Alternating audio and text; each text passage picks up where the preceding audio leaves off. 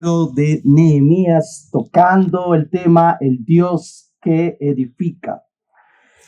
Y dentro de este texto, nuevamente, hay dos escenarios que se han ido desarrollando a través del libro. Por un lado, la persistencia de la oposición en la búsqueda de detener la obra de Dios. Y por otro lado, la respuesta del hombre ante la oposición. En este caso, Nehemías, como ese hombre líder encargado de este pueblo para contrarrestar con la ayuda principal de Dios la oposición. Quiero poner la figura ahí en su mente en relación a este texto y todo lo que hemos visto alrededor de ya estos 6, 7 capítulos. Nehemías está en un cuadrilátero de box, donde tiene en cada esquina a un oponente. En la primera esquina, Sanbalat, a quien tuvo que enfrentar por sus escarnios ya desde antes, acechando a Nehemías y al pueblo. En la segunda esquina, a Tobías, a quien tuvo que enfrentar por las burlas y las indirectas que Tobías elevaba contra el pueblo y contra el propio Nehemías. En la tercera esquina tiene a Gesem. Y en la cuarta y última esquina, imagínese a quién tiene. Tiene al mismo pueblo. Y tú dices, ¿qué? ¿Cómo? Que vimos en el capítulo anterior que los nobles y oficiales estaban abusando de ¿quiénes?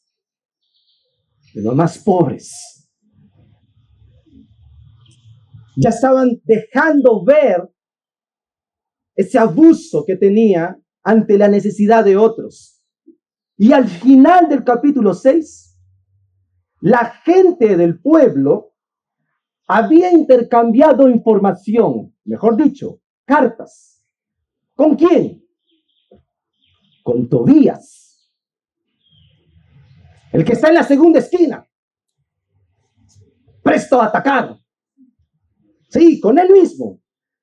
De tal manera que nos deja ver que un sector del pueblo estaba operando en contra de Nehemías. ¿Dónde está registrado eso? Vaya al capítulo 6, versículos 17 en adelante. Asimismo, en aquellos días iban muchas cartas de los principales de Judá a Tobías. Y las de Tobías venían a ellos, porque muchos en Judá se habían conjurado con él. ¡Wow! Porque era yerno de Secanías, hijo de Ara, y Johanán, su hijo, tomado por mujer a la hija de Mesulán, hijo de Beraquías.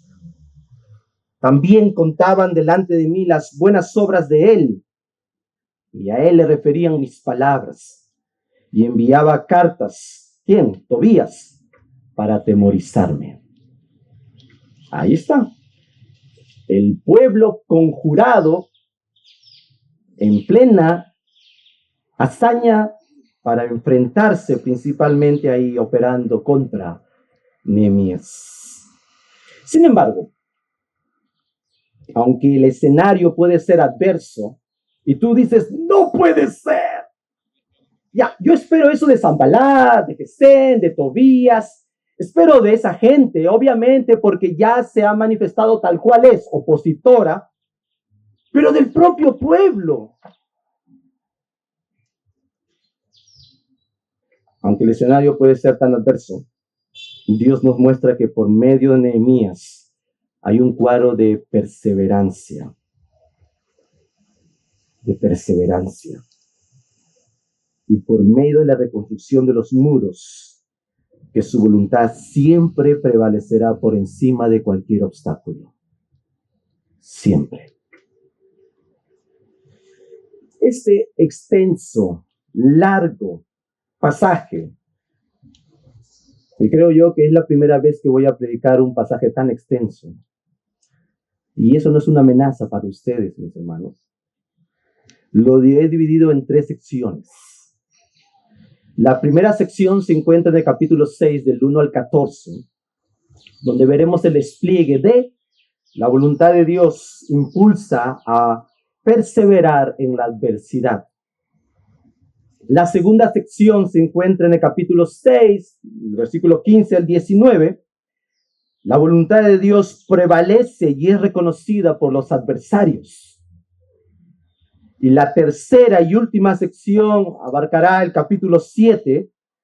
La voluntad de Dios mueve a persistir, a hacer lo correcto. La voluntad de Dios impulsa a perseverar en la adversidad. Hermanos, Nehemías tiene un enfoque muy claro. Su corazón estaba en cumplir lo que Dios le ha pedido que haga. Su corazón está en la gloria de Dios y no en su gloria. Su corazón está en cumplir la voluntad de Dios. Él permanece perseverando por más que recibe 4 invitaciones y no se deja distraer por ellas, sino que él responde 4 veces de la misma manera, como bien lo dice el versículo 4. Y enviaron a mí con el mismo asunto 4 veces. Y yo le respondí de la misma manera. Nehemías no se distrajo con lo que los opositores tenían y cada vez tenían oportunidad para hacerle frente. Por más que insistieron 4 veces, él le respondió de la misma manera. Nehemías comprendió que el trabajo que estaba llamado a hacer era tan importante que no tenía tiempo para las distracciones insignificantes. ¿Cuál era el enfoque de Nehemías? El enfoque de Nehemías era la obra de Dios. ¿Cómo lo sabemos? Nehemías mismo lo menciona en el versículo 3. Y él les envió mensajeros diciendo: yo hago una gran obra y yo no puedo ir, porque cesaría la obra, dejándola yo para ir a vosotros. Nehemías responde de esa manera porque delante sabe muy bien que la voluntad de Dios es que se cumpla la culminación de los muros. Nehemías sabe muy bien que estas invitaciones también tienen otras intenciones. Y Nehemías sabe muy bien dónde se encuentra el obrar de Dios y dónde no está el obrar de Dios. Para nosotros, de hecho, que podríamos analizar esta circunstancia y verla a la luz de la palabra y cómo aplicamos esto que Nehemías está haciendo. O mejor dicho, cómo realmente entendemos la voluntad de Dios. ¿De qué manera se puede reconocer y aplicar la voluntad de Dios en la vida del cristiano? ¿De qué manera? Tomando el ejemplo de Nehemías, primero debemos identificar qué es la voluntad de Dios. Nehemías sabía muy bien que no podía caer en hacer alianzas o vínculos con los enemigos. Él no podía hacer lo mismo que hicieron los oficiales y nobles de la ciudad con los enemigos en el capítulo que veremos, donde se están intercambiando cartas entre ellos, información entre ellos. Él sabía muy bien que no podía ir en esa dirección. Las alianzas con los enemigos no eran parte de esto. Y por supuesto, si la alianza se llevaba a cabo, era muy probable que la obra también pararía. El parar la obra no era parte de la voluntad de Dios. Cuando nosotros comenzamos a identificar la voluntad de Dios, tenemos que hacernos una pregunta muy puntual al corazón. ¿Qué es realmente la voluntad de Dios? Y cuando nosotros comenzamos a examinar la voluntad de Dios, mucho tiene que ver también con lo que nosotros tenemos en mente en cuanto a la voluntad, pero en muchas ocasiones resistimos a la voluntad de Dios. ¿Por qué? Porque prima lo que yo quiero, prima mi propia voluntad. La voluntad de Dios es identificar lo que Dios quiere que yo haga. Nehemías reconocía que hacer caso a las invitaciones de los enemigos interrumpiría la obra de Dios por el lado material, pararía la construcción. Pero si lo vemos por el lado espiritual, el daño sería mayor. ¿Por qué? Porque al hacer alianzas o contacto o vínculo con gente fuera de la ciudad, contaminaría a la gente con naciones paganas. Mientras que estudiaba, a mi mente vino un personaje de la Biblia, uno que fue parte de todo este exilio y cautiverio. Su nombre es Daniel, que fue llevado con sus amigos cautivo a Babilonia. Y Daniel, interesante, que él estuvo en la corte del rey. Y mire, Daniel permitió que se le adiestrara en la orden de los babilónicos. Él permitió que se le cambiara el nombre. Él permitió aprender un nuevo idioma. Él permitió poder estar bajo la corte. Pero hay algo que él no permitió. La Escritura mismo dice que él propuso en su corazón no contaminarse con lo que el rey comía y con lo que el rey bebía. Y uno se puede hacer la pregunta, ¿pero qué hay de problema en eso? Si hasta aquí él permitió que le cambie el nombre, que estudie un idioma, que sea adiestrado para estar en la corte del rey, ¿qué hay de problema con la comida y con la bebida? ¿Por qué Daniel no participó de ello? ¿Sabe por qué? Porque detrás de eso había algo mucho más trascendental para el corazón de Daniel. Previamente él sabía que la comida que el rey comía era presentado inicialmente a dioses paganos. Y si él participaba de eso, era esencialmente estar haciendo un nexo, una conexión o un vínculo con una nación pagana. Y Daniel propuso en su corazón no ir en esa dirección. ¿Por qué? Porque él veía que la voluntad de Dios es mayor que lo que le toca vivir en ese momento. Estamos en un escenario semejante, donde Nehemías está recibiendo invitaciones para poder reunirse, para poder conversar, para poder hablar.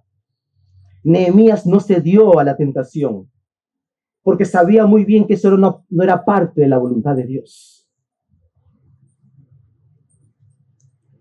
Él sabía muy bien que no podía prestarle atención a alguien con quien podría destruir su propia vida. Y uno se pone a pensar y dice, pero ¿cómo realmente conozco la voluntad de Dios? Una cosa es que yo identifique directamente qué es lo que Dios quiere que yo haga. La única manera de conocer la voluntad de Dios para tu vida es conociendo a Dios por medio de su palabra.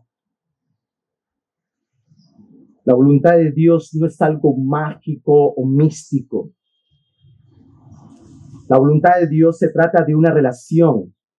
En la medida que tú conozcas a Dios, sabrá qué es lo que Él espera de ti y cómo debes responder ante los episodios de tu vida. Déjame decirte que hay muchos cristianos que luchan con entender la voluntad de Dios para sus vidas.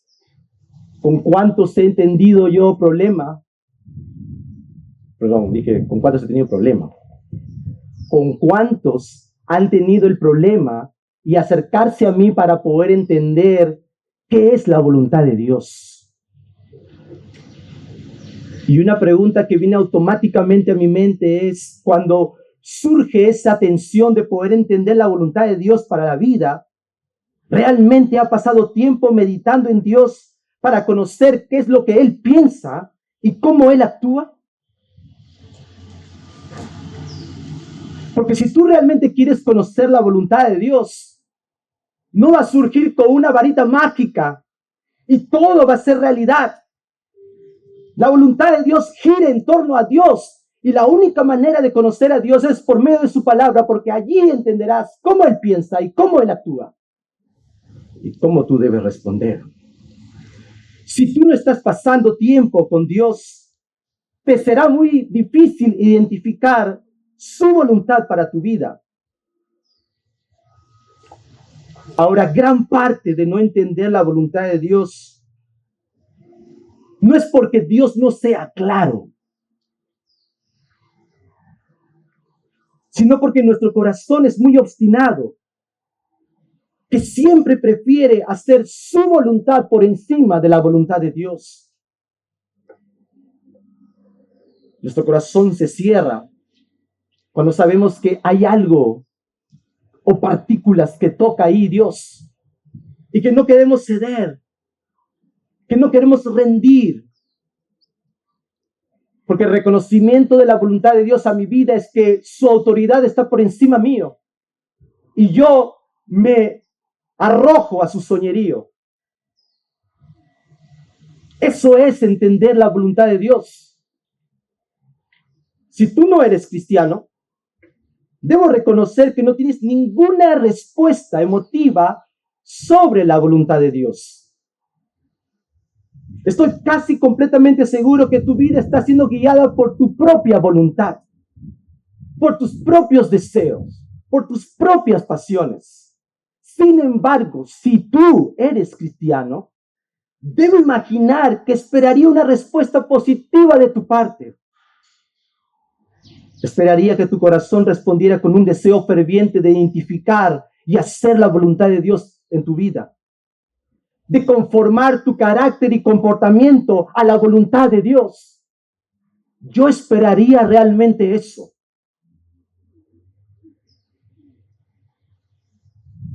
Partiendo de un conocimiento de quién es Dios y qué es lo que Él quiere que yo haga.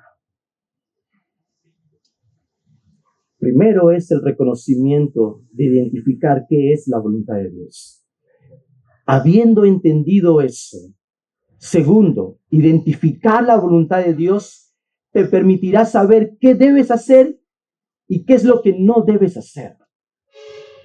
Versículo 1 y versículo 2 dice: cuando oyeron Sanballat y Tobías y Gesem el árabe y lo demás de nuestros enemigos, que yo había edificado el muro y que no se quedaba en el portillo, aunque hasta aquel tiempo no había puesto las hojas de las puertas, Sanballat y Gesem enviaron a decirme: ven, reunámonos en alguna de estas aldeas en el campo de Ono. Mas ellos habían pensado hacerme mal. Nehemías sabía quiénes eran estas personas. No se dejó engañar por sus intenciones. ¿Y tú has notado cómo los identifica en este capítulo a Sanballat, a Tobías y a Gesem? En el versículo 1 los identifica como enemigos.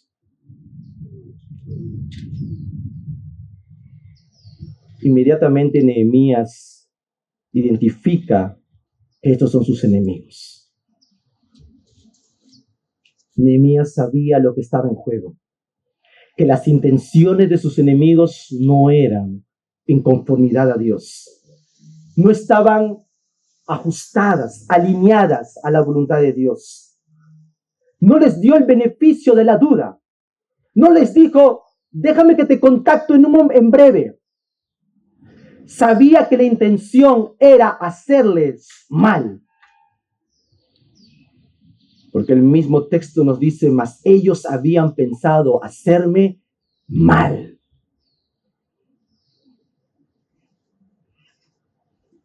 La voluntad de Dios te permite saber lo que debes hacer y qué es lo que no debes hacer. La voluntad de Dios te da la dirección de identificar qué es bueno y qué es malo. Y este ejemplo nos deja claramente Nehemías. ¿Es consciente respecto de sus enemigos y sus intenciones? ¿Usted sabe y es consciente que Satanás es su enemigo? ¿Sabe que las tentaciones al pecado que enfrentas son puestas por aquellos que tienen la intención de hacerle daño? ¿Cómo reacciona cuando alguien le invita a algún lugar donde sabe que el enemigo quiere ponerle en una posición vulnerable para poder destruirle? ¿Cómo reacciona ante ello? ¿Es ligero en pensamientos?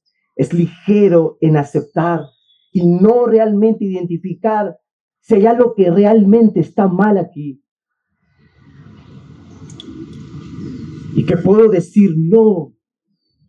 Y el dominio propio que produce la voluntad de Dios me da la guía y la dirección para saber en qué contexto estoy. Nehemías tenía esa dirección. Y sabía muy bien lo que no debía hacer y lo que debía hacer. La obra que tenía por delante era mucho más grande. Y esa era la voluntad de Dios.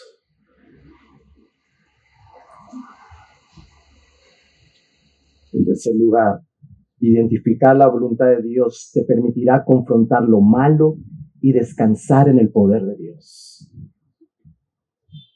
Desde el versículo 5 en adelante, vemos cómo este grupo está intentando abiertamente desacreditar a Nehemías, poner en una mala posición a Nehemías. Dice el versículo 5, entonces Sanballat envió a mí, su criado, para decir lo mismo por quinta vez. Mira, no cesó la presión.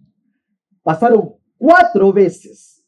Y Nehemías respondió las 4 veces de la misma manera. Y los enemigos no se quedaron quietos. Dijeron, no, este hombre está respondiendo. No, una quinta vez. Vamos con una quinta vez. Pero esta vez hagamos algo más. ¿Qué hicieron? Para decir lo mismo por quinta vez, con una carta abierta en su mano, en la cual estaba escrito, se ha oído entre las naciones y en Gásmulo dice, que tú y los judíos pensáis rebelaros y que por eso identificas tú el muro con la mira, según estas palabras, de ser tú el rey. Y que has puesto profetas que proclamen acerca de ti en Jerusalén, diciendo, hay rey en Judá. Y ahora serán oídas del rey las tales palabras. Ven, sí, Nehemías, hey tú, ven. Por tanto, consultemos juntos. Nehemías, ven. Sanballat, astuto, interviene enviando una carta. Y déjame decirte que esta no es una carta destinada solo a Nehemías. Sanballat tenía la intención, la clara intención de que sea leída a todo el pueblo. Este escrito tenía el propósito de difundir falsos rumores sobre Nehemías y sobre lo que quería hacer. Al poner los rumores en esta carta abierta, Sanballat trató de amedrentar, intimidar y manipular la situación para que Nehemías hiciera lo que los enemigos querían. ¿Cuál era la intención de los enemigos? Detener el trabajo para reunirse con ellos. Una chance más, vamos. Tal vez con esto puede causar temor en el corazón de Nehemías porque vamos a decir algo y otros también lo van a saber. Y busquemos esa reunión para que el trabajo culmine, demore. Ahora, los rumores tenían apariencia de verdad. Apariencia. Los judíos no tenían la intención de rebelarse, pero levantar los muros de la ciudad podía interpretarse así, como que están levantando nuevamente su imperio, si así queremos denominarlo, o secularmente lo denominaban las otras naciones, para fortalecerse, levantar un rey e ir en batalla.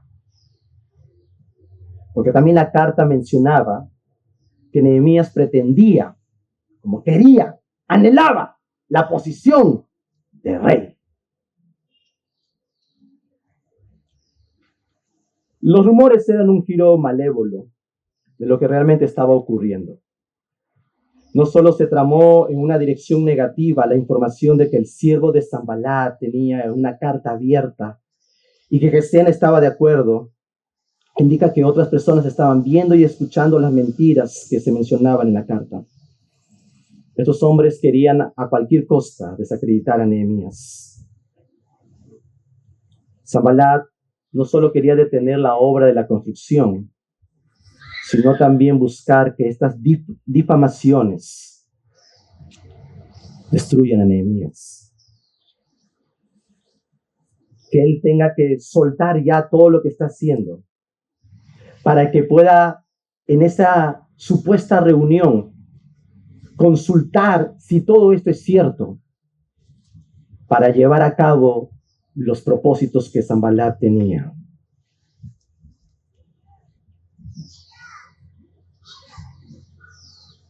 Hermanos, los rumores son destructivos.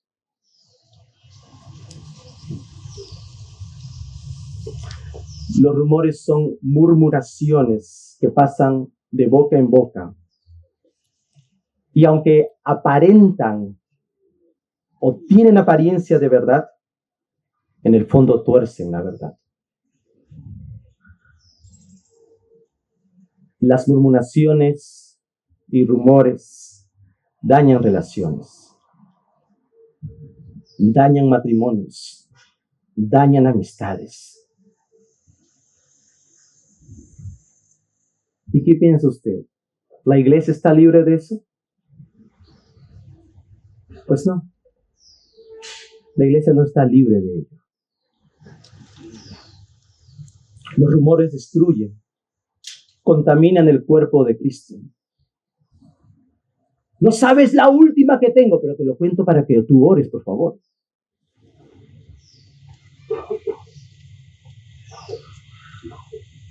Me acabo de enterar.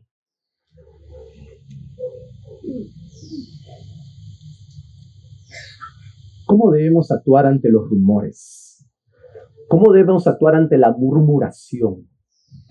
¿Cuál debe ser el proceder de un cristiano en cuanto a los rumores?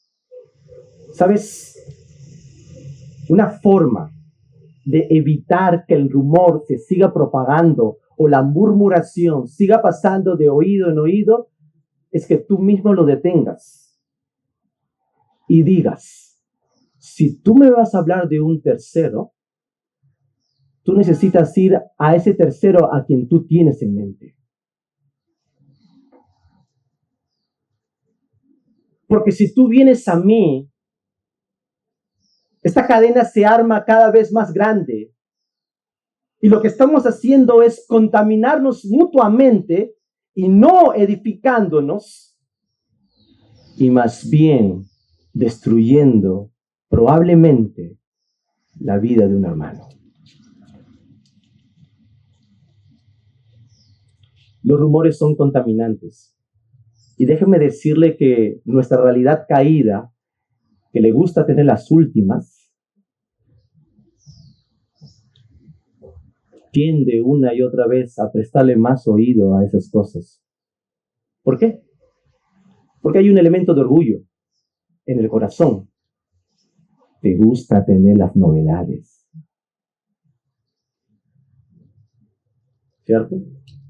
Tú quieres ser el primero en enterarte.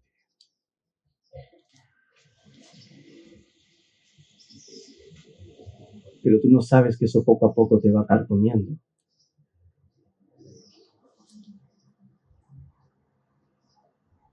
Y aunque la evidencia puede ser tus labios hablando algo, en el fondo tu corazón es lo que está contaminado por el orgullo.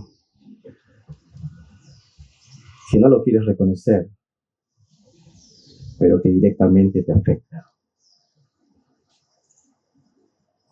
No normalicemos ese pecado en medio nuestro. Somos una hermosa iglesia. Yo estoy muy agradecido al Señor por la iglesia que a los pastores nos permite tener el privilegio de poder pastorearlos. He visto crecer a muchos de ustedes en estos 9 años. Conozco su llorar, conozco sus alegrías.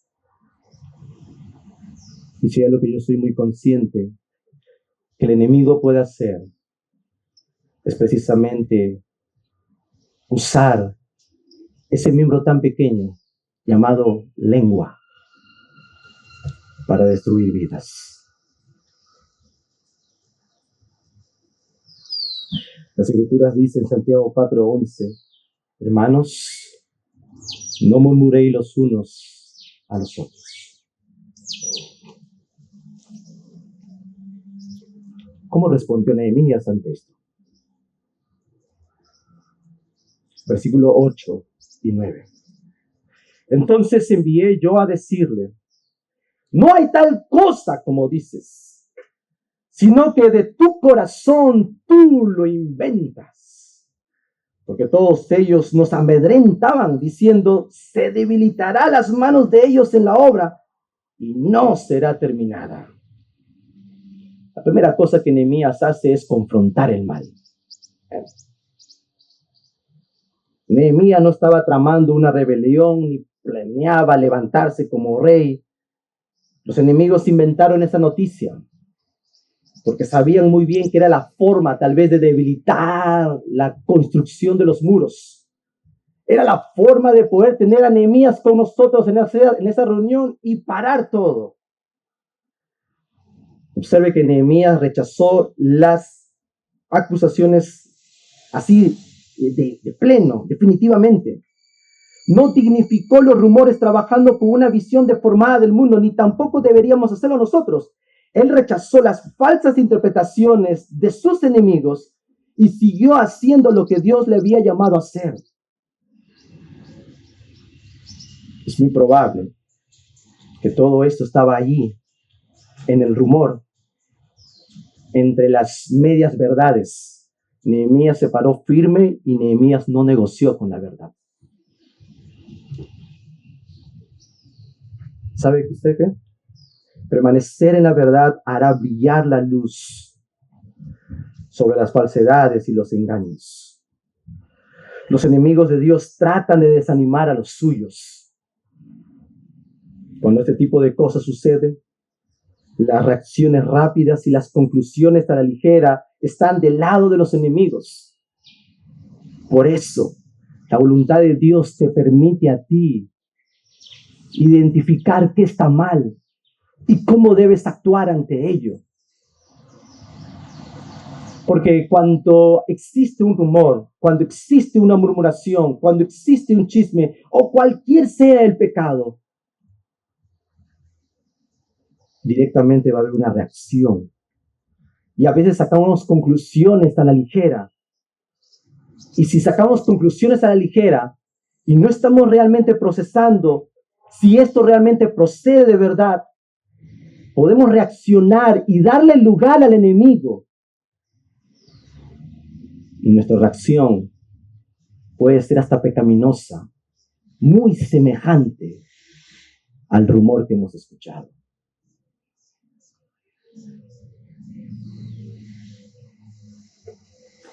Si la iglesia piensa cuidadosamente, analiza deliberadamente y busca un consejo sabio antes de reaccionar, veremos alrededor razonamientos correctos ante el rumor, conclusiones absurdas y argumentos poco convincentes que el rumor trae. Nehemías se paró en la verdad. Pero Nehemías no solamente estaba confiando en él mismo, sino él buscó descansar en el poder de Dios. Por eso dice el versículo 9, ahora pues, oh Dios, fortalece tú mis manos. Ahora pues, Dios, tú fortalece mis manos. Dios, yo no puedo en mí mismo. Yo voy a sostenerme en la verdad, voy a descansar en la verdad. Eso no es correcto, pero pongo mi vida en tu fortaleza. Hazlo tú. Yo soy débil. Yo puedo responder probablemente de la misma manera que me está atacando, que me está oprimiendo. Yo puedo responder de esa misma manera ante aquella amenaza, pero quiero descansar en tu poder. Quiero que tú fortalezcas mis manos, porque estoy débil, porque soy corto, porque necesito entender tu voluntad. Por eso, la cuarta cosa es que identificar la voluntad de Dios te permitirá discernir y actuar con coraje en el momento indicado. Identificar la voluntad de Dios te permitirá discernir y actuar con coraje en el momento indicado. Dice el versículo 10 en adelante, vino luego a casa de Semaías, hijo de Delaía, hijo de Meatabel, porque él estaba encerrado y no sabemos a qué se debe que estaba encerrado. El cual me dijo, reunámonos en la casa de Dios dentro del templo y cerremos las puertas del templo, porque vienen para matarte, Nehemías. Sí, esta noche vendrán a matarte. Ahora, esto lleva un paso más, porque Nehemías fue convocado a la casa de un supuesto profeta de nombre Semaías, quien le dijo como una advertencia a Nehemías, atento, vienen para matarte. Sí, esta noche van a venir por ti, Nehemías. ¿Y cuál es el consejo de Semaías? Semaías insistió que ellos deberían esconderse en el templo. Escondámonos en el templo. ¿Y qué significaba eso? Ese lugar estaba prohibido la entrada de cualquier persona que no sea del orden sacerdotal. ¿Se dan cuenta? Aparentemente puede ser una buena opción. Oye, te quieren matar. Vete. Apúrate. Escóndete. Métete aquí. Si Nehemías hubiera entrado al templo, haciendo caso a Semaías, dejándose llevar por el consejo de este profeta, hubiera sido desacreditado como gobernador,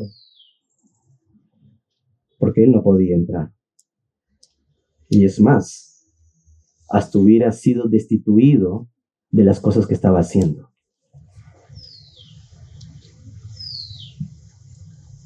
Sin embargo, nuevamente, ¿cómo responde Nehemías? Versículo 11. Entonces dije, ¿un hombre como yo ha de huir? ¡Wow, Nehemías! ¡Qué valor! Oye, Nehemías, te vienen a matar. ¿Un hombre como yo ha de huir? ¿Y quién? Que fuera como yo, ¿entraría al templo para salvar la vida? Respuesta resuelta, no entraré. Lejos de sentir pánico, angustia, desesperación, imagínate, te quieren matar y este disque profeta está anunciando eso y te aconsejo, por favor, que entres inmediatamente porque tu vida es muy importante, Nehemías, por favor. No queremos que te hagan tal daño, Nehemías. Imagínate recibir una propuesta de esa manera. Tú, yo. Llegamos a hacer muchas conclusiones en la mente, ¿no? Van a atentar con nuestra vida, pánico, nervios, ansiedad, desesperación, locura, no sé, cosas. O sea, lejos de sentir ese pánico o angustia ante la sugerencia de Semaías, tuvo la convicción de pararse frente a estas circunstancias sin temor. Él dijo, un hombre como yo he de oír. ¿Quién soy yo para que yo pueda entrar a ese templo? ¿Quién soy yo? ¿Quién soy yo? Y dijo, no entraré. Si quieren mi vida, que vengan. No entraré.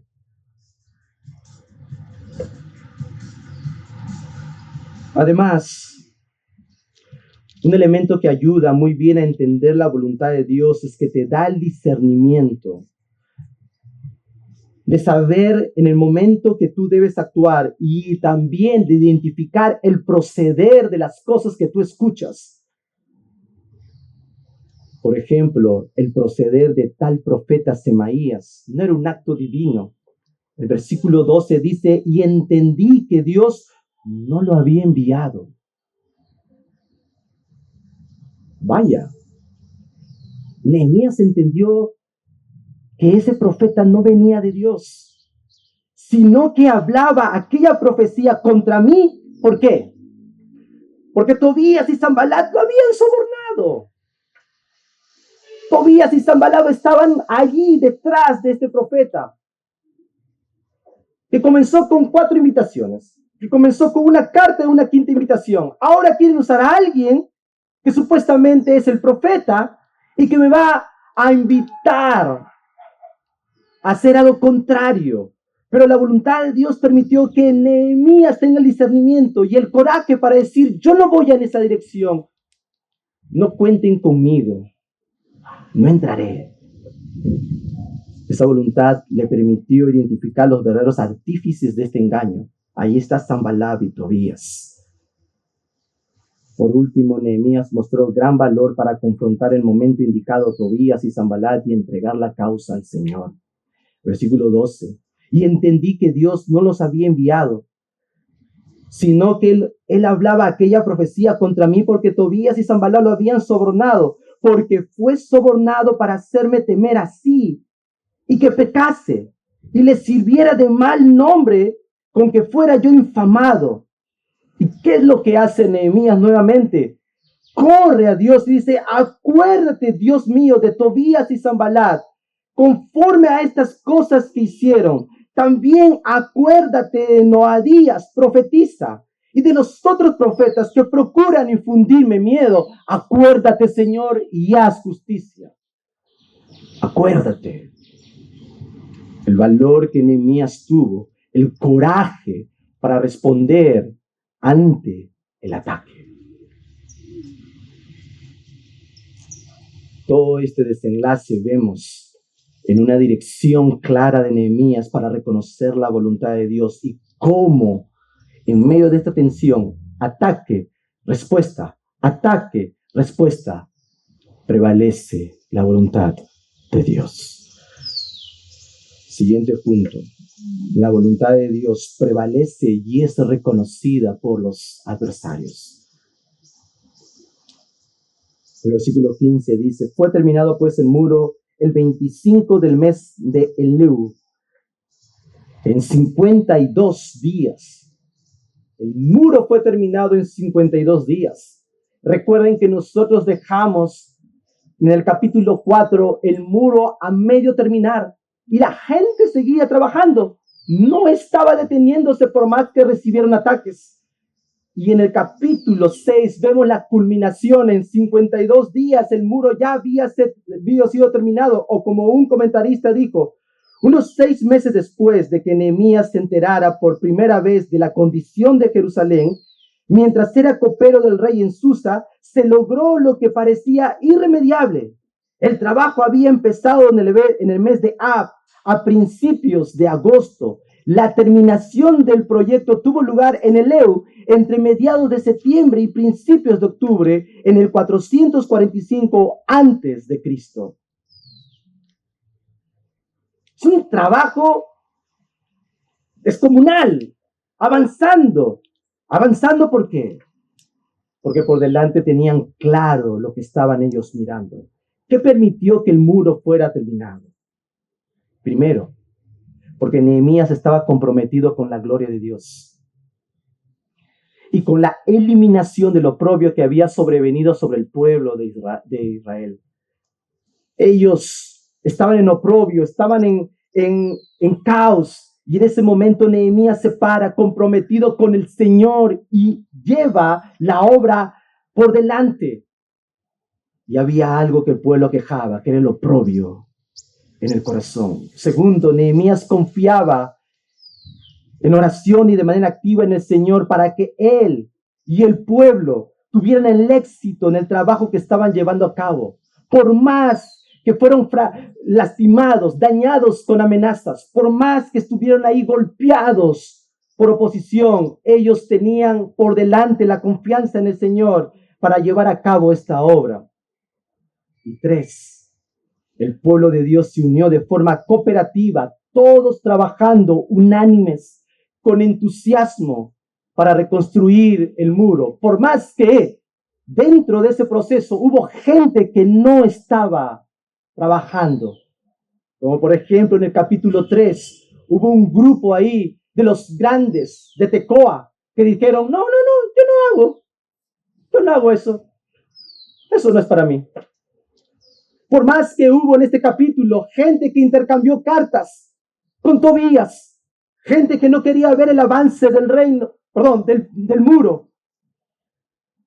Y es allí donde vemos de forma corporativa el trabajo unificado y el entusiasmo para la reconstrucción del muro. ¿Y cómo reaccionan los enemigos?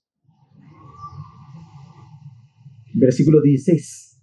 Y cuando lo oyeron todos nuestros enemigos, temieron todas las naciones que estaban alrededor de nosotros y se sintieron humillados y conocieron que por nuestro Dios había sido hecha esta obra. ¡Wow! Miren la respuesta ahora.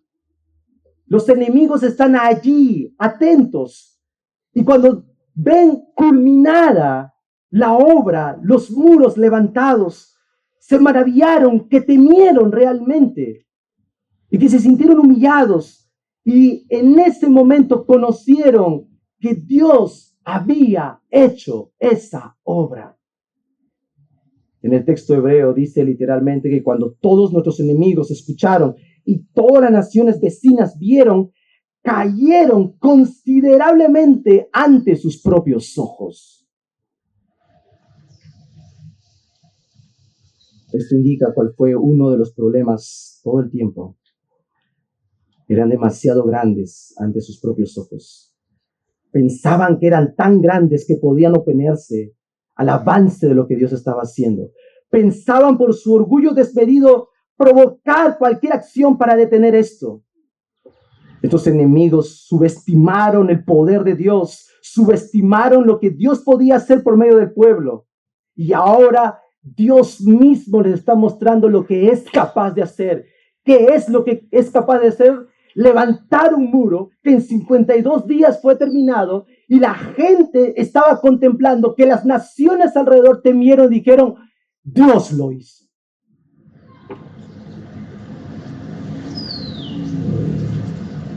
Sin embargo, nuevamente la tensión. A pesar que enfrentaron la realidad de la mano de Dios sobre Nehemías y las personas trabajaron en reconstruir el muro, hay algunos que todavía no estaban decididos, o mejor dicho, estaban decididos de oponerse a Nehemías. Y es de ahí donde viene el contexto de por qué comenzaron a intercambiar cartas. Del versículo 17 al 19, hay cartas que se están intercambiando ahí con Tobías. Y cada carta que Tobías enviaba era para atemorizar a Nehemías y al pueblo.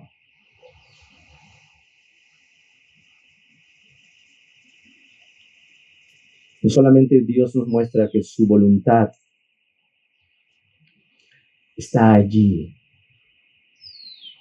para que nosotros podamos perseverar haciendo lo correcto, identificando lo correcto, confrontando lo malo, buscando guiar nuestros ojos al Señor y no a nosotros. No solo la voluntad de Dios permite que los adversarios observen que Dios está detrás de todo esto, sino también la voluntad de Dios mueve a persistir a hacer lo correcto. Y esa es la última parte de este sermón. donde ingresamos al capítulo 7. Cuando yo llegué al capítulo 7 y vi los 73 versículos y dije, ¿qué hago aquí, Señor? ¿Cómo puedo guiar la atención en cuanto a esta dirección que está teniendo Nehemías con el pueblo? De prevalecer la voluntad de Dios por encima de todo, el discernimiento para guiar al pueblo, el coraje para responder, los adversarios reconociendo. Pero la voluntad de Dios siempre te va a llevar a hacer lo correcto. Y hay que prevalecer eso. Nehemías 7 sirve como un capítulo de transición para el libro. La primera mitad del libro de Nehemías informa que todo el giro de los eventos conducen al proyecto que está por delante. ¿Cuál es el proyecto que está por delante? El muro de Jerusalén y todo lo que sucede hasta el punto de su terminación. El capítulo 7 informa lo que Nehemías hace inmediatamente después de la culminación del muro, con el propósito de hacer lo correcto. ¿En qué sentido? En que la gente ya está preparada para poder trabajar. La gente está dispuesta a hacer con sus manos lo que se le ha pedido hacer. Ya está organizada. Pero ya lo que Nehemías quiere hacer es seguir con esta organización y al mismo tiempo registrar al pueblo por su genealogía. Comencemos por esta parte donde preserva la organización de la ciudad. Nehemías inicia organizando. Tan pronto como se termina el muro, Nehemías haya puesto las puertas en la ciudad en su lugar, se asegura que fueran señalados los porteros, los cantores y los levitas, cada grupo en su lugar como corresponde, porque luego serían ellos los grupos mencionados en la genealogía. Nehemías se da cuenta de que los enemigos del pueblo de Dios han tratado de frustrar la obra de reconstrucción de los muros. Por tanto, tiene todas las razones para poder creer que los enemigos seguirán allí, fastidiando una y otra vez, intentando provocar la desesperación del pueblo y la ciudad. Para eso, ¿qué es lo que hace Nehemías?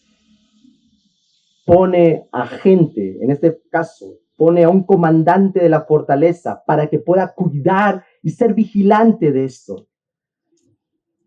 Eso encontramos en el versículo 2. Y es interesante que junto a Anani y Ananías, que son las dos personas que están ahí en el desenlace de la primera parte del capítulo 7, identifica, este era varón de verdad. Me llama mucho la atención cómo describe a Ananías. Este era varón de verdad y temeroso de Dios más que muchos. Ananías fue elegido como comandante de la fortaleza, por lo que alguien tenía que asumir en la capacidad que pueda tener las defensas y la seguridad principales de esta ciudad. Sin embargo, lo que destaca de Nehemías, de Ananías, no es la capacidad que él tiene para poder hacer frente ante cualquier acechanza, ante cualquier opresión del enemigo, sino que lo que destaca de Nehemías es verdad y temor de Dios. Nehemías no solo quiere establecer la seguridad de la ciudad por alguien capacitado para eso, sino también él quiere delegar a alguien que tenga el carácter para hacerlo, para cumplir la función como tal. Y eso nos deja ver que la organización que tenía Nehemías giraba en torno a la búsqueda del carácter en el corazón de la persona. ¿Sabes cómo vamos a ser recordados en nuestra propia vida? Es muy probable que no seamos recordados por las cosas que hacemos. Es muy probable que seremos recordados, hasta casi seguro que seremos recordados en la forma como respondemos ante cualquier situación.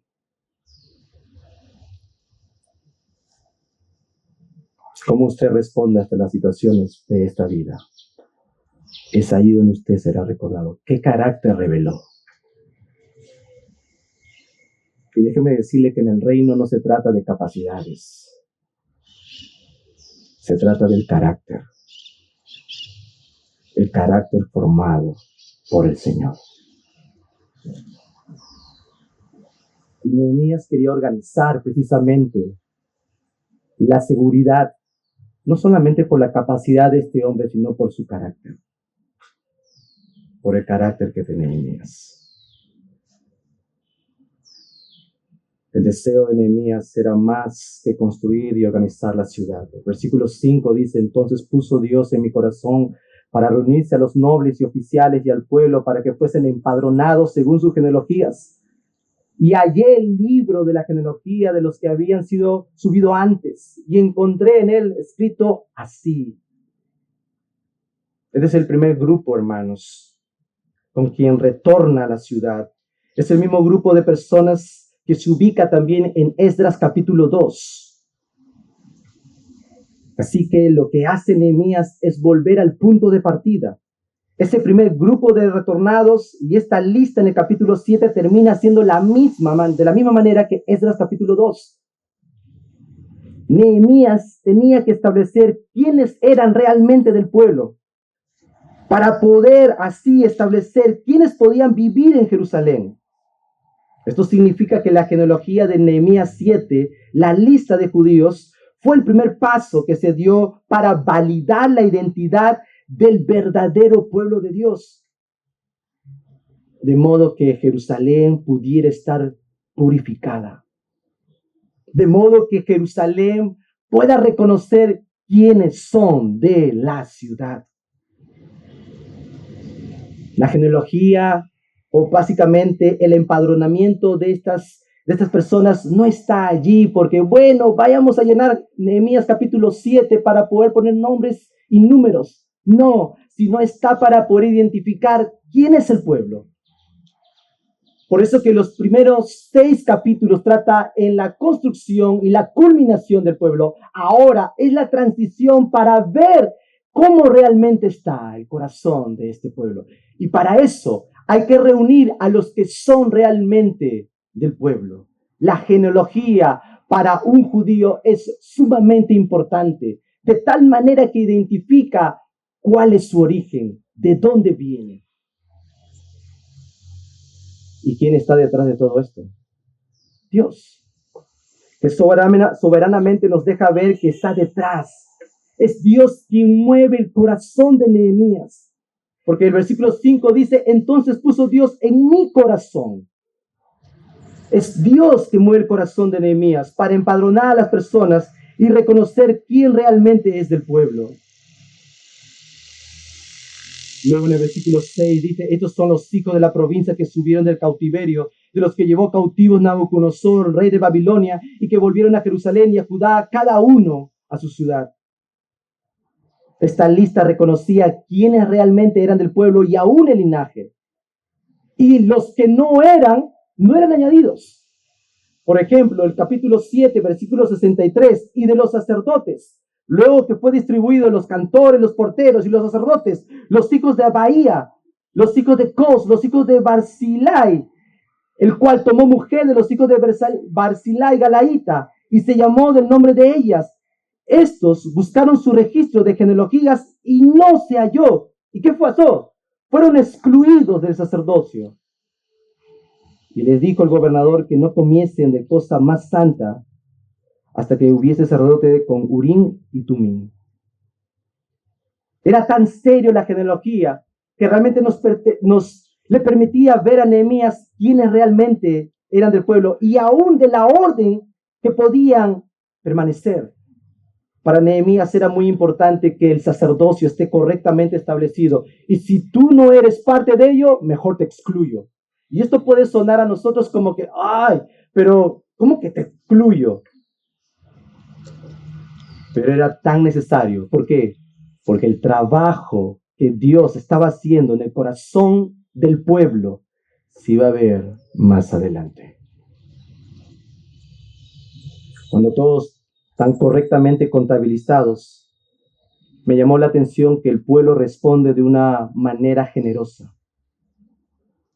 Es cuando ya ven toda la culminación de los muros, en toda la genealogía, y el pueblo responde de una manera generosa. Versículo 70 del capítulo 7. Y algunas de las cabezas de familias dieron ofrendas para la obra. El gobernador dio para el tesoro 1000 dracmas de oro, 50 tazones y 530 vestiduras sacerdotales. Las cabezas de familias dieron para el tesoro de la obra 20.000 dracmas de oro y 2.200 libras de plata. Y el resto del pueblo dio 20.000 dracmas de oro, 2.000 libras de plata y 67 vestiduras sacerdotales. El pueblo respondió. El pueblo respondió dando generosamente, porque sabía que estamos dando para Dios. Sabía que somos el pueblo. La genealogía es para eso, identificar quiénes somos, dónde parte nuestro origen, y ahora participamos todos dando. Y así llegaron a completar la lista. Versículo 73 dice, y habitaron los sacerdotes, los levitas, los porteros, los cantores, los del pueblo, los sirvientes del templo y todo Israel en sus ciudades. La genealogía estaba puesta para que nosotros veamos a largo plazo lo que Dios iba a hacer con el corazón del pueblo. Para terminar, hermanos, la vida cristiana consiste en que el cristiano tenga una comprensión clara de la palabra y la voluntad de Dios, así como una determinación firme para cumplirla. Existe un problema en algunos cristianos. Es que muchas veces no somos persistentes, mas por el otro lado, el enemigo es demasiado persistente en atacar a los cristianos. Una muestra, Nehemías capítulo 6. Persiste en atacar. ¿Y sabes qué pasa con muchos cristianos? No somos persistentes. ¿Cuál es el propósito de la persistencia del enemigo en atacar? Buscar estropear la obra que Dios ha iniciado en nuestras propias vidas. La palabra de Dios nos ha mostrado que nuestro enemigo acérrimo no está quieto. 1 Pedro 5:7 dice, sed sobrios y velad, porque vuestro adversario, el diablo, como león rugiente, anda alrededor buscando a quien devorar. Por eso nos anima a nosotros como cristianos a ser persistentes contra los ataques del enemigo, resistiendo por un tiempo, sabiendo que en algún momento huirá de nosotros, como bien lo dice Santiago 4:7. Someteos pues a Dios, resistid al diablo y huirá de vosotros. Sin embargo, seamos conscientes. Muchas veces parece que no tuviéramos presente eso. ¿Y qué es lo que pasa? Bajamos la guardia. Rápidamente nos desanimamos. Nos cuesta someter nuestra voluntad a la voluntad del Señor. Hasta llega como momentos como que si perdiéramos la esperanza. Cedemos a la tentación y llegamos a ser presa fácil del enemigo.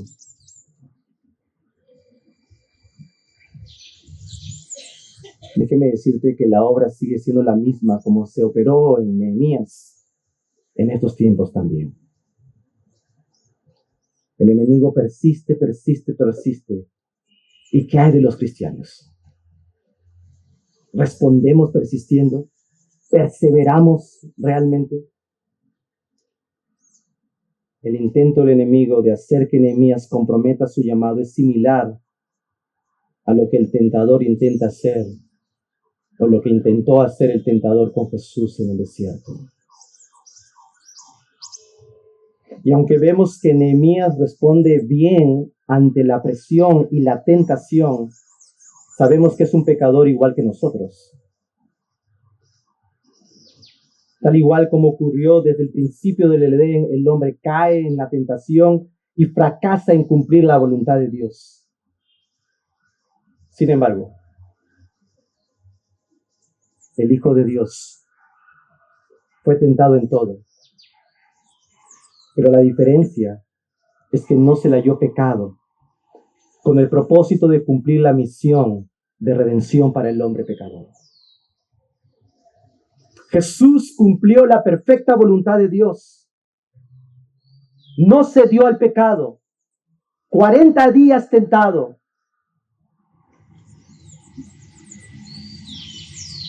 Y Dios respondió con la palabra, una y otra vez. Y el diablo huyó de él. Él cedió toda su voluntad a la voluntad del Padre. ¿Con qué propósito? Para llegar sin pecado y ser el sustituto del hombre. Para que nos pueda mostrar por esa vida perfecta el cumplimiento de la voluntad de Dios. De que la salvación en Cristo sí es posible. ¿Por qué? Porque hubo un hombre, el unigénito, el Hijo de Dios, el amado, que no tuvo pecado y que llegó a una cruz para morir por nosotros, que aunque nos debilitamos y caemos en tentación, nuestra vida ha sido justificada por su justicia y no la nuestra. Eso debe ser el impulso a nosotros, como creyentes, como cristianos, a cumplir, buscar la voluntad de Dios. Y esa voluntad nos llevará a descansar en el poder de la salvación de Dios que opera en nuestras vidas. Porque no es un poder muerto. Está allí, vivo por quién, por Cristo.